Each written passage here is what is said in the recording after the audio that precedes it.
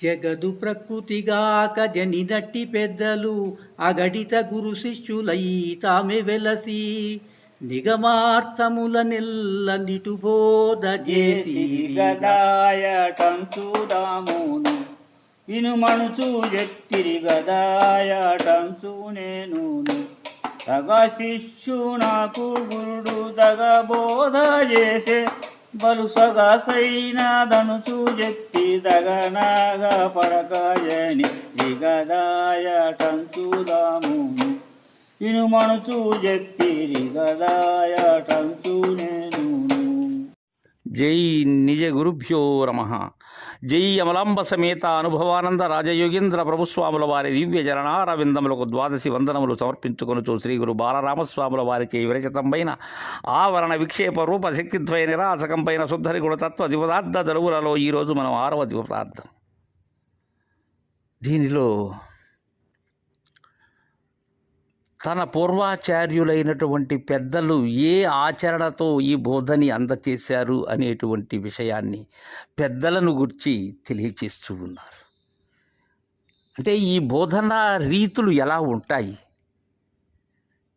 ఈ బోధ ఆశాంతము పూర్తయిన తరువాత ఎలా ఉంటుంది అనే విషయాన్ని ఈ ద్విపదార్థంలో మనకు చక్కగా ప్రత్యక్షం చేస్తున్నారు బాలరామ పండితులు వారు. జగదు ప్రకృతిగా కజనినట్టి పెద్ద లగణిత గురు శిష్యులై తామె వెలసి నిగమార్థముల నెల్ల నిటు బోధ చేసి వేదముల యొక్క ఆ మార్గము ఏదైతే ఉన్నదో, నిగమములలో ఉండబడేటువంటి భావము ఏదైతే ఉన్నదో, ఈ చతుర్వేద మహావాక్యముల యొక్క విచారణను త్రిలక్షణముల చేత ఎరిగినటువంటి ఆ మహావాక్యములు ఏవైతే ఉన్నవో వాటిని నిరసన గావించి బోధ చేశారయ్యా, గురుస్థానాన్ని అలంకరించి. ఎలా? జగదు ప్రకృతిగా జనినట్టి పెద్ద లగణిత అంటే ఈ జనించి గతించేటువంటి జగత్తు, అలానే తనచే కృతము కాబడినటువంటి ప్రకృతి, ఇవి రెండూ కాకుండా తెలివి శరీర జగములు మీరినటువంటి పెద్దలు, అలా వారు జనినటువంటి వారు ఎవరైతే ఉన్నారో అశరీరులై ఈ జనన మరణములనే భ్రాంతిని మీరినటువంటి వారైనటువంటి పెద్దలు, వాళ్ళు అగణిత గురు శిష్యులై తామే వెలసి, వారు ఎలా ఎన్న తరము కానటువంటి, ఎన్నేందుకు అక్కడ ఏమీ లేదు కదా, ఎన్నటం ఏమున్నది ఇంకా, వాళ్ళు అగణిత గురు శిష్యులు. అంటే వారిని ఇలాంటి వారు అని చెప్పేందుకు పోలిక లేదు, ఉపము లేనటువంటి వారు. గురు శిష్యులుగా ఎవరు వెలిశారు? వాళ్ళే వెలసి ఉన్నారు. గురు శిష్య న్యాయముగా తైలధార వలె పరంపరగా వస్తూ ఉండబడేటువంటి బోధ ఎలారా ఇది మీకు తెలియజేస్తున్నాను సభా విజ్ఞాపనగా. ఈ నిగమములో ఉండబడేటువంటి ఉపనిషత్తుల్లో ఉండబడేటువంటి సారము ఏదైతే ఉన్నదో ఆ సర్వసారాన్ని గ్రహించి గురుదేవులు శివరామ దీక్షితుల వారు బృహద్వాసిష్టమనే పేరిట ఈ సిద్ధాంతాన్ని మనకు అందజేశారు.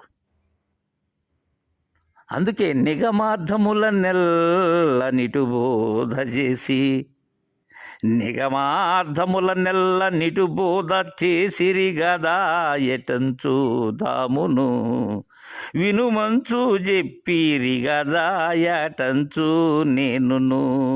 వాళ్ళు అలా బోధ చేసిరి కదా అని ఎప్పుడు మును నాకు పూర్వం ఉండబడేటువంటి నాగనార్యులు వారి గురువు గారు గురు శిష్య న్యాయంగా వారు ఆ విధంగా బోధ చేశారు. మునుపు అలా జరిగినది గురు శిష్య న్యాయం. వాళ్ళు అలా వినమని చెప్పారు. వినమని చెప్పిరి కదా ఎటుంచు నేను కూడా వారి యొక్క ఆ అడుగు జాడలు ఏవైతే ఉన్నవో, వారి బోధన రీతులు ఏవైతే ఉన్నవో, వారు సాగినటువంటి నడక ఏదైతే ఉన్నదో అదే ప్రయాణంలో నేను వస్తున్నానయ్యా.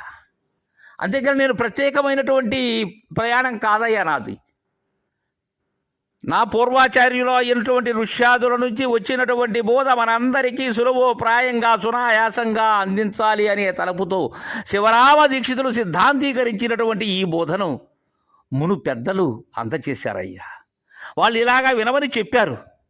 అలా చెప్పారు కాబట్టి నేను కూడా వినమంచు చెప్పిరి గదా ఎటంచు నేనును, దగా శిష్యు నాకు గురుడు దగా బోధ చేసే బలు, సొగసైనదనుచు చెప్పి దగానాగా పడక జనిరిగా దాయటంచు దామును.